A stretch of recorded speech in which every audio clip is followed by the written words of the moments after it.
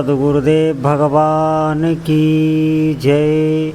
श्री सीताराम सरकार की जय।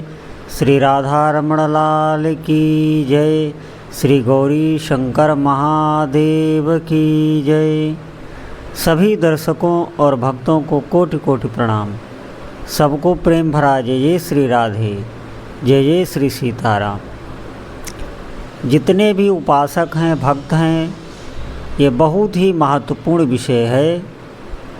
और जो भी हम साधना कर रहे हैं उसमें आपको निश्चित बल मिलेगा। ये जो बार बार हमारा अविश्वास हो जाता है भगवान के निर्णय पे, साधन भजन की जो महिमा है इस पे भी संशय हो जाता है। इसका कारण ये है कि जन्म लेने से पहले ही जीव के भाग्य का निर्णय हो जाता है, क्योंकि जो भी उसने कर्म किए हैं वो उसे कोई न कोई दुख या कष्ट देकर या कोई न कोई सुख देकर नष्ट हो जाते हैं। कर्मों का यही है।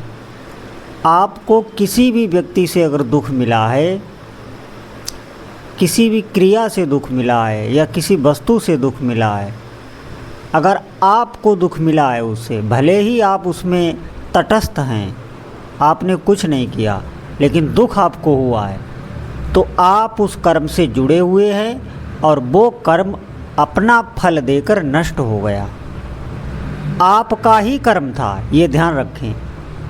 भूल क्या होती है कि हम निर्णय ये ले लेते हैं कि ये माध्यम बना, ये निमित्त बना, तो उसको अब हम शत्रु समझ लेते हैं। और शत्रु समझने पर उससे हम दोबारा फिर कोई ऐसा कर्म कर देते हैं, अब उसका हिसाब आगे फिर होगा।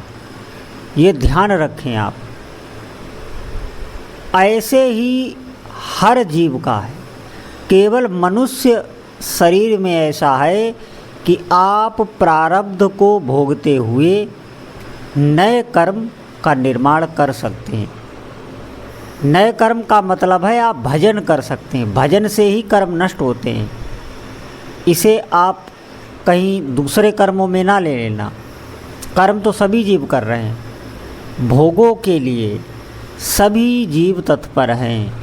वो कर्म बंधन में डालने वाले, ये ध्यान रखना।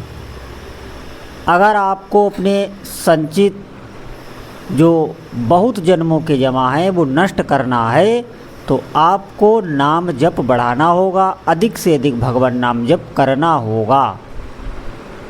भगवान का नाम ही सभी कर्मों को नष्ट कर सकता है। होता ये है कि नाम जब हमने आरंभ किया, हम पर भगवान की विशेष कृपा हो गई, हमने नाम जप आरंभ कर दिया। लेकिन जो हमारे कर्म निर्णय देने के लिए भी हमारे साथ ही हैं, वो तो अपना निर्णय देंगे ही। अगर हमने अच्छा किया होगा तो वो सुख रूप में आएगा, बुरा किया है तो दुख रूप में आएगा। ये बात समझने मात्र से ही आपको शांति मिल जाएगी और भगवान उस जीव पर प्रसन्न होते हैं। इस विज्ञान को आप समझें। जो इसको नहीं समझता है उद्विग्न हो जाता है, भगवान की सत्ता पर उंगली उठाने लगता है, भगवान पर दोषारोपण करने लगता है, शास्त्रों पर दोषारोपण करने लगता है, तो आप निश्चित मानिए वो अपनी ही श्रद्धा का हनन कर रहा है और आगे उसको फल भोगना पड़ेगा। आप ध्यान दें, इस सृष्टि में देखें कि कुछ जीव ऐसे हैं जो ऐसी जगह पैदा होते हैं कि बचपन से ही उन्हें सब साधन सामग्री मिल रही है, स्वस्थ शरीर है, सब सुख सुविधाएं उन्हें मिली हैं। कुछ जीव ऐसे हैं जो ऐसी जगह पैदा होते हैं और उनके कोई अंग ही नहीं है, कुपोषण का शिकार हैं, गरीबी में जी रहे हैं, बहुत मेहनत कर रहे हैं। अगर मेहनत करने से ही सब कुछ होता तो वो बहुत मेहनत कर रहे हैं लेकिन दुख को प्राप्त हैं। थोड़ा सा धन उनके यहाँ एकत्रित हुआ कि कोई ऐसी बाधा आ गई जो सारा धन ले गई, कोई ऐसा विघ्न हो गया सारा धन ले गया। लेकिन आप दूसरी तरफ उन लोगों की तरफ देखें जो पैदा ही ऐसी जगह होते हैं कि यहाँ धन का अब्बार लगा हुआ है, उन्हें जीवन में कुछ नहीं करना, सब पहले से ही प्राप्त है। ये क्या है? अगर कर्म होता तो उन्होंने तो अभी जन्म लिया है, इस हिसाब से उन्होंने कोई अभी कर्म नहीं किया, लेकिन ये कैसे मिल गया उन्हें? ये सब भाग्य के प्रारब्ध के अधीन है। ये संसार प्रारब्ध पे ही चलता है। हाँ, हमें नए कर्म करना है, नए कर्म हमें भगवान की भक्ति करना है। इसे हमें दुख रूप समझ के त्यागना नहीं है, इसका निर्वाह ऐसे ही करना है, अपने कर्तव्य कर्मों का ऐसे ही निर्वाह करना है। लेकिन ये बात जो कही जा रही है, ये अपनी समझ के लिए कही जा रही है। हमें समझना होगा, समझ के फिर हमें भजन करना होगा। सभी कार्य करते हुए आप भजन करें और अच्छे से कार्य करें, जितने भी आप घर गृहस्थी के कार्य कर रहे हैं, लेकिन समझ यही होनी चाहिए जो मैं बता रहा हूँ। और इसी समझ पे आप भगवान की तरफ आगे बढ़ पाएंगे और भजन का आपको अनुभव होगा। जब हमें पता लग गया है कि हमने किसी को कष्ट दिया है, तभी आज ही हमें कष्ट प्राप्त हो रहा है, तो अब हम समझ जाएं, किसी को भी कष्ट ना दें, दुख ना दें। भले हम दुख सह लें, लेकिन दूसरे को हमसे दुख नहीं होना चाहिए। और आप भगवान का भजन कीजिए, फिर देखिए आपका जीवन कितना पवित्र होता है, कितनी सामर्थ्य आप में आने लगती है। आपको खुद आश्चर्य होगा कि ये मेरे साथ क्या हो रहा है, क्योंकि अब आप पर भगवान का हाथ हो जाएगा, अंतःकरण आपका पवित्र होने लगेगा, आप बहुत अपने को हल्का महसूस करेंगे। आप अनुभव कर लेना। अज्ञान के कारण ही हमसे पाप होते हैं, क्योंकि राग द्वेष बन जाता है। किसी के प्रति द्वेष बन गया, अब उसके प्रति हिंसा करने का मन होता है और जीव कर जाता है। आप देखेंगे यहाँ जगत में भी उसे दंड भोगना पड़ता है, क्योंकि यहाँ का कानून ही उसे नहीं छोड़ता। और फिर वहाँ का कानून तो जब लागू होता है तो वो बोल ही नहीं पाता। यहाँ के कानून में गड़बड़ी हो सकती है, लेकिन जो ईश्वर का विधान है, आप निश्चित मानिए, अगर आपने गलत नहीं किया है तो आपके साथ कभी भी गलत नहीं हो सकता। ठाकुर जी के यहाँ अन्याय नहीं है, आप इस बात पर भरोसा रखें। बिल्कुल अन्याय नहीं है। अन्याय होता तो जीव में ही गर्भ में ही जीव मर जाता। अगर अन्याय होता तो आज ये जितने भी साधु संत भक्त साधन भजन कर रहे हैं, अगर भजन में चमत्कार ना होता, शक्ति ना होती, तो कोई भी भजन नहीं करता। आप समझ लें, बनावटी होता तो कोई भी इसमें लगता नहीं। ये सब छोड़कर भजन जो कर रहे हैं, अच्छे अच्छे घरों से और छोड़कर भजन में लग जाते हैं। इसका मतलब ये नहीं है कि आप भी सब गृहस्थी छोड़कर भजन करने लग जाएं, आपके दिमाग में ये बैठ जाए। ये तत्कालिक नहीं होता है। आप अभी जैसे भी हैं, जहाँ भी हैं, वहाँ पर ही साधना करिए। उससे अच्छा स्थान कोई भी नहीं है। जैसे भी हैं, जो भी कार्य कर रहे हैं, चाहे नौकरी, व्यापार, खेती, किसानी, गृहस्थी, जो भी कर रहे हैं, वहाँ पर रहते हुए ही भजन का अभ्यास करें। केवल भजन ही हमको सुख और शांति दे सकता है। इस संसार में शांति नहीं मिल सकती। यहाँ एक एक कर्म का हिसाब होता है।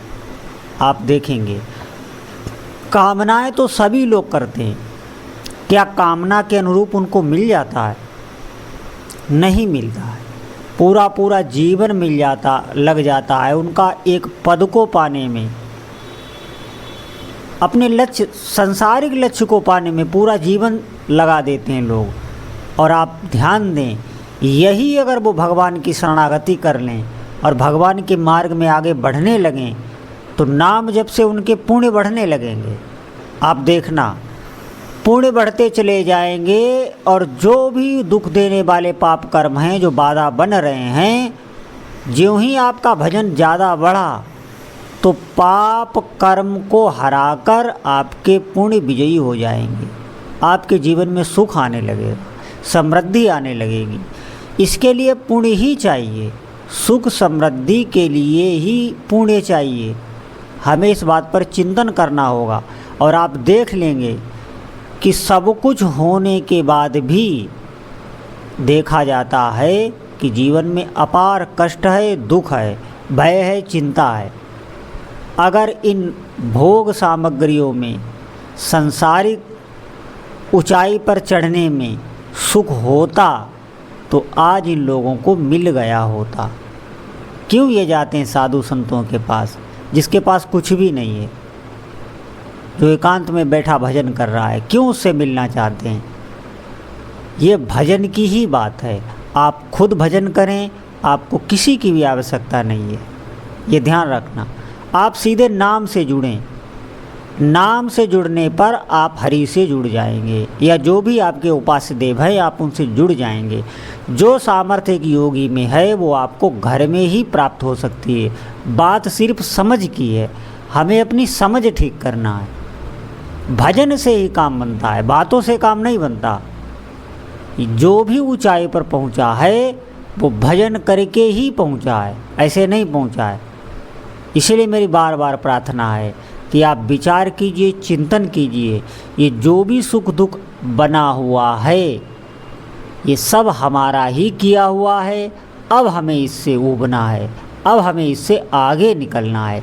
इसके लिए हमको किसी को दुख देना नहीं है और अपना छिपा के भजन करना है।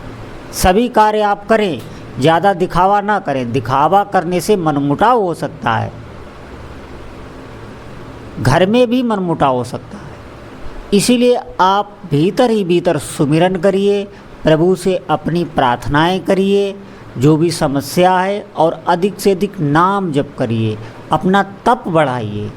जितना आपका पुण्य बढ़ेगा, तप बढ़ेगा, खुद शांति आने लगेगी। आपको कहीं इधर उधर देखना ही नहीं है, आप अपने सीधे मार्ग पर चलिए। तो जितने भी साधक हैं, जो भी सत्संग सुन रहे हैं, आज से ही आप भजन में लग जाओ और अधिक से अधिक जितना हो सके नाम जप करो, इसी को बढ़ाओ। इसी से सभी काम बनना है। बोलो जय जय श्री सीताराम।